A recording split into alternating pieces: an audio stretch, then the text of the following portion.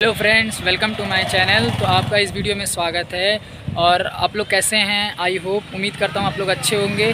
तो भाई लोग, आज हम अपने शहर में स्थित 7 किलोमीटर दूर अपने घर से कबीर जी की समाधि पर आए हुए हैं। तो हम बहुत पहले बचपन में अपने किताबों में या कहीं भी मैंने भी पढ़ा, आपने भी पढ़ा होगा कबीर जी के बारे में।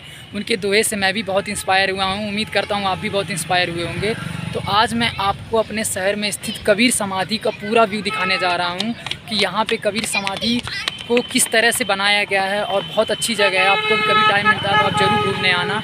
तो चलो पूरी समाधि का एक व्यू लेते हैं, पूरी समाधि को विजिट करते हैं, देखते हैं। तो फ्रेंड्स, अब फाइनली हम समाधि के अंदर घूमने के लिए जा रहे हैं। तो कबीर जी का दर्शन, उनकी समाधि का दर्शन करने का सौभाग्य मिला है। इससे बढ़ के क्या हो सकता है मेरे लिए। तो अब हम अंदर जा रहे हैं भाई लोग। ये इनका मेन गेट है, तो आप इस गेट से अंदर जाएंगे। और जैसे अंदर जाते हैं तो आपको इस एक ये स्मारक है और ये एक ये स्मारक है। तो ये भी कबीर जी का समाधि स्थल है और ये भी कबीर जी का समाधि स्थल है। तो आप सोच रहे होंगे दो समाधि स्थल क्यों? तो आपने भी भाई लोग किताबों में पढ़ा होगा कि जब कबीर जी की मृत्यु हुई थी तो उनके शरीर पर 2 फूल पाए गए थे। वो दोनों फूल एक हिंदू के लिए था और एक मुस्लिम के लिए था। तो एक फूल हिंदुओं को दे दिया गया, एक फूल मुस्लिमों को दे दिया गया। और इसलिए ये हिंदू समाधि स्थल की जगह उनके लिए एक मंदिर बना दिया गया और ये मुस्लिम समाधि स्थल के लिए एक मकबरा टाइप का बना दिया गया। तो चलिए 1 बाय 1 विजिट करते हैं और देखते हैं अंदर का सीन कैसा है।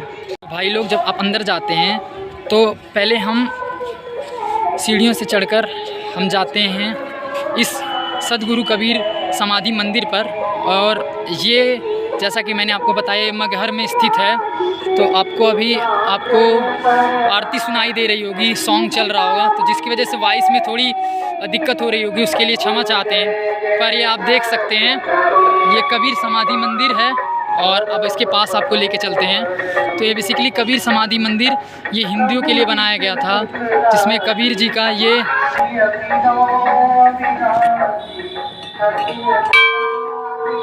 हम अंदर जा रहे हैं विजिट करने के लिए। तो ये देख सकते हैं, ये कबीर जी समाधि दी गई थी। तो फाइनली ये रहा समाधि मंदिर। तो आपको आई होप पसंद आया होगा, आप देख सकते हैं। और कबीर जी के बारे में तो आपने सुना ही होगा, कितने महान व्यक्ति थे। तो हम यही चाहते हैं कि कबीर जी के आचरण को आप भी फॉलो करें, उनके आचरण पे चलें। और थैंक यू, आपको वीडियो शायद पसंद आया होगा। अब हम नेक्स्ट हिस्से की तरफ चलते हैं। दूसरे समाधि स्थल यानी मुस्लिम धर्म के समाधि स्थल पर जाऊं, उससे पहले मैं यहाँ के पुजारियों से पूछना चाहता हूँ इस हिंदू धर्म के समाधि स्थल के बारे में कि ये कब बनाया गया, इसके बारे में कुछ कहानियाँ जो इससे जुड़ी हुई हैं। तो चल के पुजारी जी से पूछते हैं। पुजारी जी नमस्कार। तो आप बता सकते हैं कि ये समाधि स्थल जो हिंदू धर्म के लिए बनाया गया था, जो कबीर जी के 2 फूलों में से एक फूल का ये स्वरूप है, तो आप बता सकते हैं इसके बारे में कुछ? जैसे कबीर साहब के आने के इस क्षेत्र में कई कारण रहते हैं। कबीर साहब के समकाल से पहले लुम्बिनी से लेकर सिरा बस्ती के लिए आते जाते रहते हैं। इधर के जो लुटेरे लोग होते हैं उन संतों को परेशान करते हैं। तो बौद्ध धर्म के संत लोग इस क्षेत्र का नाम मारघर डाल देते हैं। मार्ग माने रास्ता, हर माने समान। सिलसिला चलता रहता है। उस समय बौद्ध धर्म देश दुनिया में काफ़ी प्रचार प्रसार करता है। सभी जाति के लोग, सभी धर्मों के लोग बौद्ध धर्म ग्रहण करने लगते हैं, क्योंकि बौद्ध धर्म में भी कर्मकांड या जातिवाद नहीं माना जाता है, सबको एक मानवता के माना जाता है। तो उसी बीच में इधर के जो प्रचार ज़्यादा होता है, जो काशी के पंडा पुजारी होते हैं, उनके मन में आता कि लोगों को काशी की तरफ आस्था कैसे जोड़ी जाए, वो बौद्ध धर्म को कैसे लो किया जाए। वो तो काशी के पंडा पुजारी जो होते हैं चतुर चालाक, वो अपने एक शब्द के अनुसार एक शब्द का प्रयोग करते हैं कि जो काशी मरेगा मोक्ष पाएगा, जो मगहर मरेगा नरक जाएगा। जो ऐसी कहानी फैला देते हैं तो इधर के जो लोग होते हैं उनकी बात पे विश्वास करने के बाद धीरे धीरे काशी में शरीर त्यागने लगते हैं, परंपरा चालू हो जाती है। तो कबीर साहब के समकाल से पहले इधर और संत भी आते हैं, बुजुर्ग संत होते हैं, पानी मांगते हैं। पानी की जगह उनके बर्तन में मिट्टी या धूल भर के दे देते हैं। तो उन संतों के मुख से शब्द निकल जाता कि आज से क्षेत्र में सूखा पड़ेगा, धूल उड़ेगा। उस समय के बाद धीरे धीरे बारिश पड़ना कम होने लगता है। काफ़ी उपचार किए जाते हैं, सभी धर्मों के अनुसार पूजा पद्धति की जाती है, लेकिन वर्षा नहीं होता। पर यहाँ का जो राजा होता जनता दरबार लगाता है। उस जनता दरबार में सभी रीति रिवाज के संत लोग आते हैं, भक्त लोग आते हैं। संत लोग कहते हैं भाई हम लोगों में इतनी पावर ऊर्जा नहीं है जो हम वर्षा करा सकें, लेकिन काशी में कबीर साहब रहते हैं। अगर उनके पास जाएंगे कुछ ना कुछ समस्या का निदान हो सकता है। पर यहाँ का जो राजा होता है अपने साथियों के साथ लेकर कबीर चौरा बनारस जाते हैं, वो पूरी व्यवस्था बताते हैं। तो कबीर साहब कहते हैं भाई हमारे चलने से या वहाँ रहने से वर्षा हो सकती है, तो हम अवश्य चलते हैं। तो जैसे ही कबीर साहब काशी से मगहर के लिए चलते हैं, उस समय के काशीवासी लोग वही बात कबीर साहब के सामने रखते हैं कि आपका वृद्ध शरीर है और आप उस क्षेत्र में जा रहे हैं जो लोग मरने के बाद नरक जाते हैं, और उस मातृभूमि को छोड़कर लोग मरने के बाद स्वर्ग जाते हैं। तो कबीर साहब सोचते हैं अगर इन लोगों के अनुसार मैं अपना शरीर काशी में त्यागता हूँ तो काशी के पंडा पुजारी कहेंगे कबीर साहब भी मुक्ति पाने के लिए काशी में शरीर त्यागे हैं, तो इन लोगों का समाज से पाखंड का विस्तार और ज़्यादा हो जाएगा। तो कबीर साहब निर्णय लेते हैं कि मैं अपना शरीर काशी में त्याग कर मगहर में ही त्यागूंगा। और काशी के पंडा पुजारी को समझाने के लिए वहाँ पर एक वाणी बोलते हैं कबीर साहब, क्या काशी क्या ऊसर मगहर, जो हृदय राम बसो हो मोरा, जो काशी तजे कबीरा तो राम ही कौन नहीं हो रहा। कबीर साहब कहते हैं जिसने हृदय से राम को जाना है कहीं मरेगा मोक्ष पाएगा। अगर काशी में ही मरने से मोक्ष मिलता है फिर तो किसी भगवान का, अल्लाह का, गॉड का कोई काम ही नहीं रहा। तो कबीर साहब उस पाखंड को ख़त्म करने के लिए, भक्ति की शक्ति को दिखाने के लिए काशी छोड़कर मगहर आते हैं। जो 2000 साल से परंपरा चली जा रही थी, काशी में मरने से मोक्ष, मगहर में मरने से नरक, उस पाखंड को ख़त्म करने के लिए किसी महापुरुष की हिम्मत नहीं पड़ी।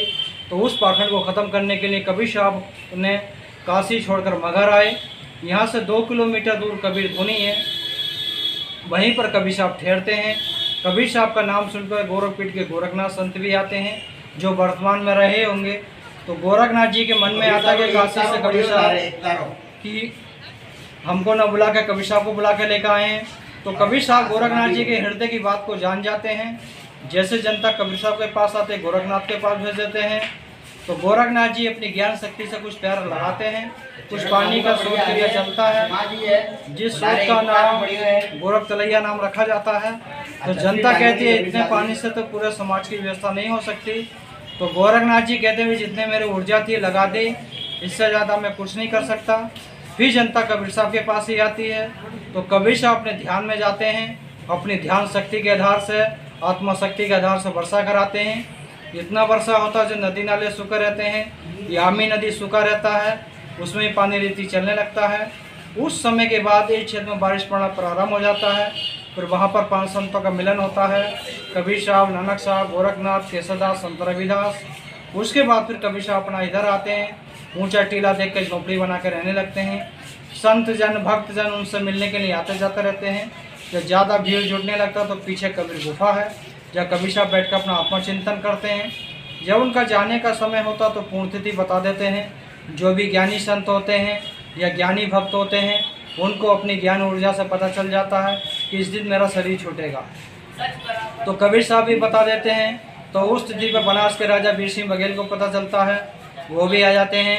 बिजली खां पठान को पता चलता है, वो भी आ जाते हैं। और अन्य संत जन, भक्त जन भी उपस्थित होते हैं।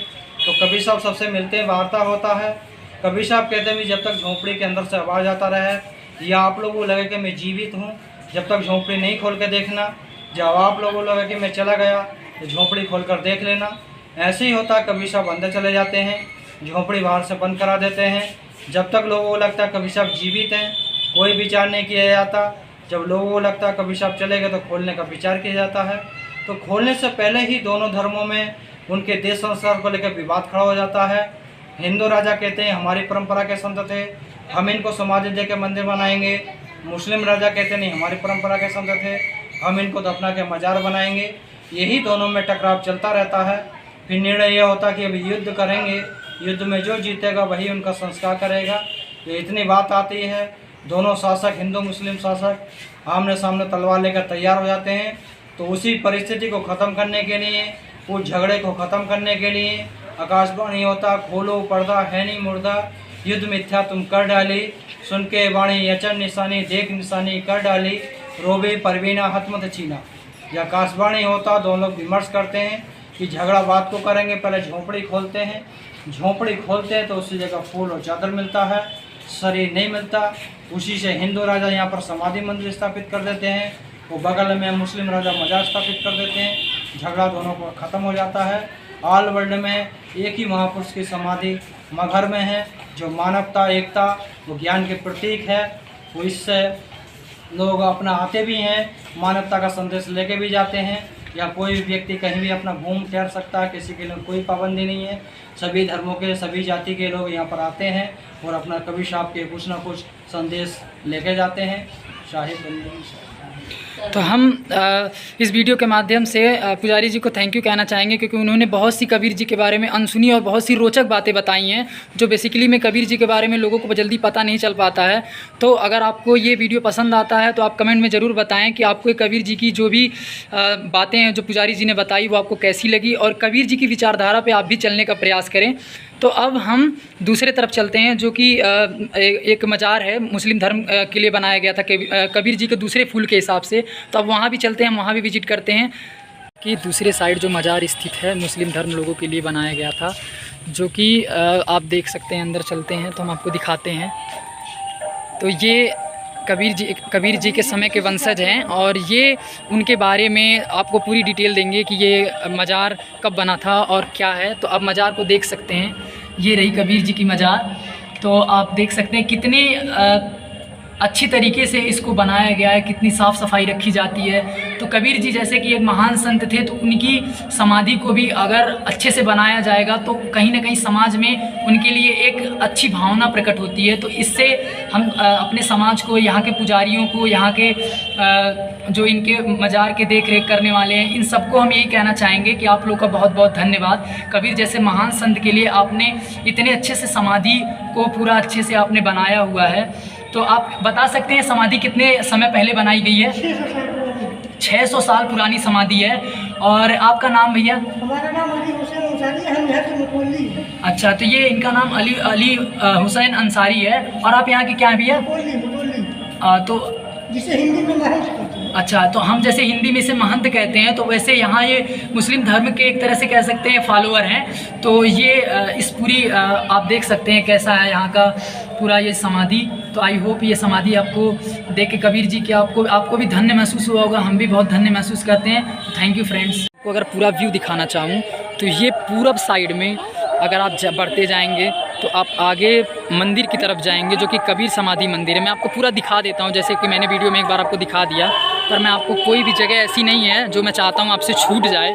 इस पवित्र जगह को आपको देखने का अगर मेरे तरफ से एक मौका मिल रहा है तो मैं इसे गंवाना नहीं चाहता। तो मैं पहले आपको पूरा कोशिश करता हूँ कि ये जितनी भी जगहें हैं उसको मैं आपको दिखा दूँ। ये मैंने आपको जैसे मंदिर दिखाया, और ये कबीर समाधि मंदिर है। तो जिस पे जैसे आपने देख लिए, मैं क्यों ना एक दोहा ही पढ़ दूँ। तो इस पे लिखा है, कबीर जब तू आया था जंग हंसे तू रोए, ऐसी करनी करी चलो तू हंसे जग रोए। तो कबीर जी का जैसे ये दोहा है। तो अब हम मंदिर के साइड का अगर व्यू देखें तो साइड में कुछ इस तरह की बैठने की जगह बनाई गई है। तो जब आप नीचे जाते हैं तो आप ऐसे एक छोटा सा पार्क है, तो आप पार्क देख सकते हैं। तो यहाँ पे दिख रहा होगा आपको। तो ये मतलब एक तरह से कह सकते हैं बहुत अच्छी जगह है यार। मुझे तो घूम के बहुत खुशी मिली। तो आप वीडियो देख सकते हैं। अब हम चलते हैं दूसरी तरफ, मुस्लिम धर्म के लिए मज़ार बनाया गया, उधर भी चलते हैं। मज़ार है और हम मज़ार की तरफ जा रहे हैं। ये गार्डन देख सकते हैं। तो मज़ार की आपको पूरा व्यू एक बार दिखा देते हैं कैसा दिखता है इसके आसपास का एरिया। तो आई होप ये वीडियो आपको पसंद आए, क्योंकि यार हम यहाँ से बहुत पास में रहते हैं, तो हमने सोचा क्यों ना इसकी पूरी वीडियो बना लें। आई होप आपको ये वीडियो अच्छी लगे, क्योंकि कबीर जी जैसी समाधि स्थल को घूमने का अगर हमें मौका मिला है तो हम इससे बड़े सौभाग्यशाली अपने आप को क्या ही समझेंगे। तो ये पीछे का व्यू है, आप देख सकते हैं। तो फाइनली ये वीडियो अब कंप्लीट हुआ। तो अब हम ये लास्ट में यही कहना चाहते हैं कि आपको भी अगर कभी मौका मिलता है तो आप ज़रूर आना भाई लोग, बहुत ही अच्छी जगह है। Thank you so much.